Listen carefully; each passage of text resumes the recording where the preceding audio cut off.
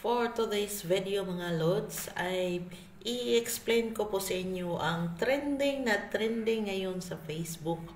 Ang 5 bagay na nagbibigay ng pampatibay sa isang relasyon. So meron doong nakikita natin doon ang snowbird, yung ice cubes, yung pineapple juice, Colgate at yung sinulid. So para saan po ba tong 5 na to? Para daw to pampatibay ng inyong relasyon. So, i-explain ko bawat isa kung para saan ito. Kaya, dyan lang kayo at panoorin ng buo ang video na to. So, ito na naman si Inday Bagat, ang yung open-minded vlog na kahit pangit, pero kaya ka naman doon sa langit. Okay. Trending na trending ngayon, no? Kung nakikita ninyo, kung dumadaan sa inyong newsfeed, yung post na yon 3 years ago pa yon na post, no? At ewan ko ba at na-trending na naman siya ulit ngayon, yung mga ganon. So, number 1 po na i-explain ko dito ay tungkol sa snowbird. Para saan nga ba itong snowbird na tinatawag nila? So, itong snowbird po, pag kinakain mo to, pwede po kayong mag-tsak-tsakan, no? Yung halikan, no? So, nagbibigay po ito ng calling sensation po from the upper part or the lower part. Kung ikaw yung si Dudong at kumakain ka ng snowbird, nagbibigay ito ng calling sensation sa baba, no? Sa baba, sa bibingka. At pwede mo din itong gawing yung parang pampawala ng bad breath ba, no? Ang snowbird, no? Kaya, hindi nyo nakita yan sa, sa yung kaya bitaw Ding Dong, yung Family Feud, yung number top answer na pampawala ng bad breath. So number 1 is candy. So yan po ang ansagot doon tungkol sa snowbird. Nagbibigay ng calling sensation at the same time nagbibigay din ng fresco na bango. Fresh yung bango mo.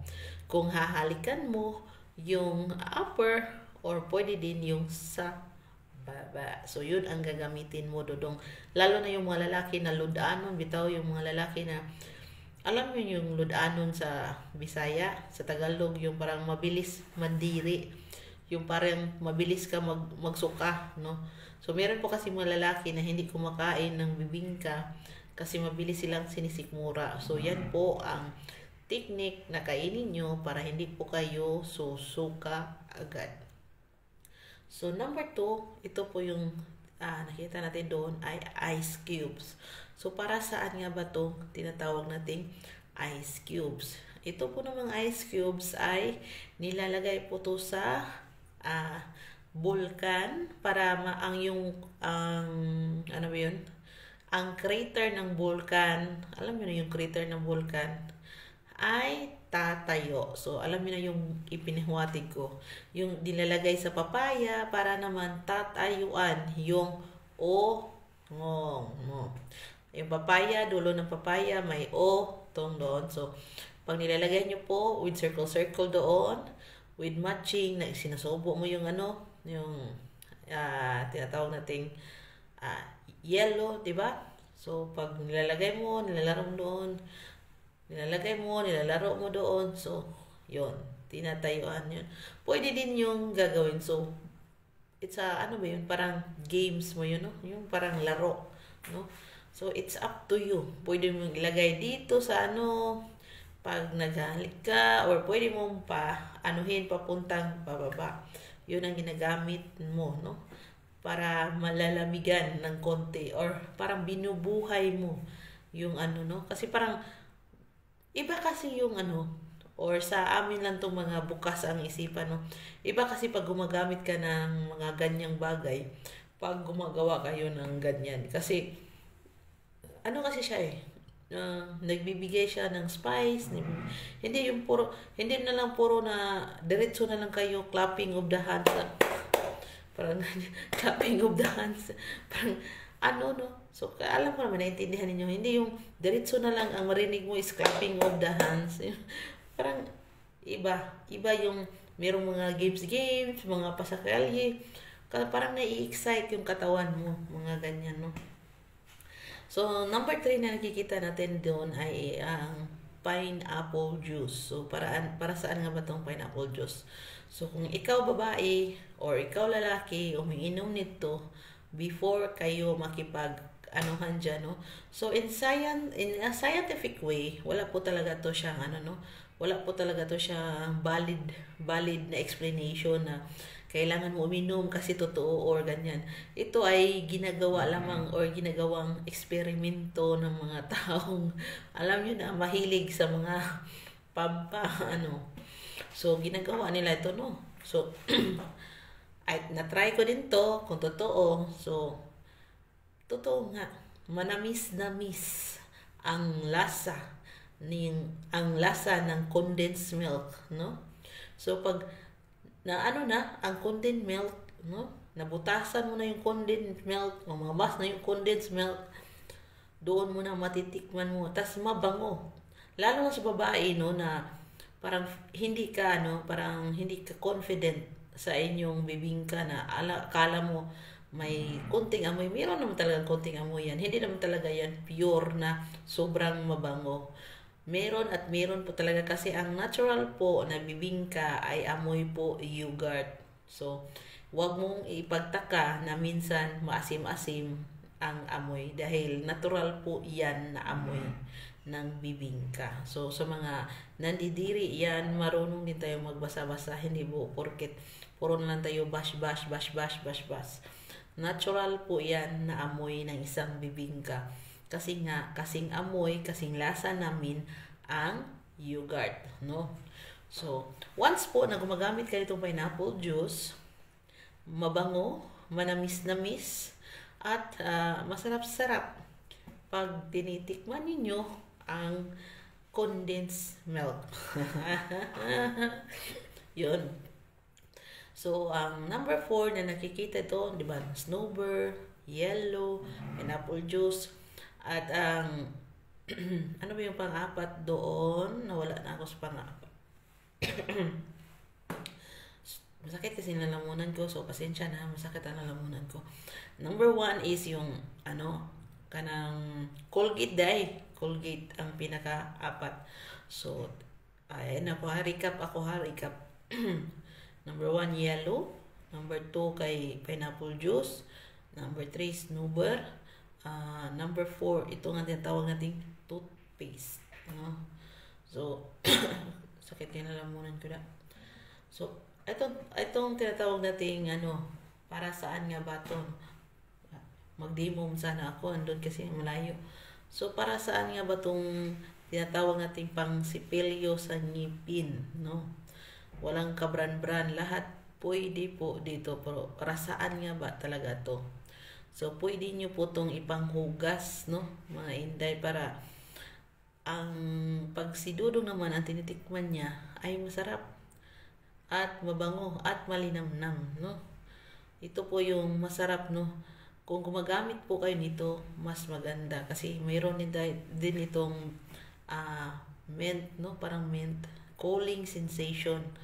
Maganda kasi pag may cooling sensation na gumagawa kayo kasi parang iba yung dating, no? Parang basta iba yung dating na may cooling sensation, cooling effect ng isang toothpaste, no? At ang iba naman ay ginagamit din ito, no, sa mga lalaki, no? Ginagamit din nila ito while naglalaro sila, no, ng kanilang saging kasi daw pampahaba din daw ito. Pero wala pa rin itong science explanation, no? Scientific explanation. Mga lang yan, mga minarites lang yan. Wala talaga siyang true about scientific explanation. So, yung iba, ginagawa ito para daw hahaba ang kanilang saging. So, wala yung scientific explanation. Pero meron pa rin gumagawa nito while naglalaro sila. Yun po ang ginagawa nilang cream. Pero, sa totoo po talaga yan, kaya siya humahaba, lumalaki, dahil po yan sa ginagawa ninyong exercise. Hindi po yan sa ginagawa ninyong panlagay dyan na toothpaste. So, yung parang mindset nila na-cover na lang doon. So, itong panghuli, ito yung pinakamatindi doon. Di ko lang alam kung ano ba to yung pag-upload siguro niya na wrong upload siya, nasali tong sinulid. Or meron talaga tong gamit tungkol dito ang sinulid. So, based sa mga nababasa ko, yung iba parang ano naman no. So, nag-research talaga ako kung para saan nga ba tong sinulid. So, ito po palang sinulid ay katumbas din po to ng pilik mata, no? Katumbas pala to ng pilik mata. So, take note ha, katumbas na siya ng pilik mata. Pero alam mo yung kuyaw, it's a dangerous na gawain, no? Nalilalagay kasi nga niro-roll yun nyo po na parang chorizo. Ang kanilang ano niyan, no? Niro-roll yun la nilalagyan bago bago nila ipasok doon sa kuiba. So, napakahirap po yun. Hindi lang yun siya ang nasasaktan, yung may-ari ng saging. Yung babae din, no? Hindi natin alam kung anong mayari doon. Baka may magasgas doon sa ilalim kasi nga sinulid din yun. Or baka may maano doon or maiwan doon. So, ano yan siya, no? Mga ganyan na parte. Pero hindi natin masisisi ang mga iba dyan na happy sila, na mas nakiliti, mas ano sila sa mga ganyan na bagay, no?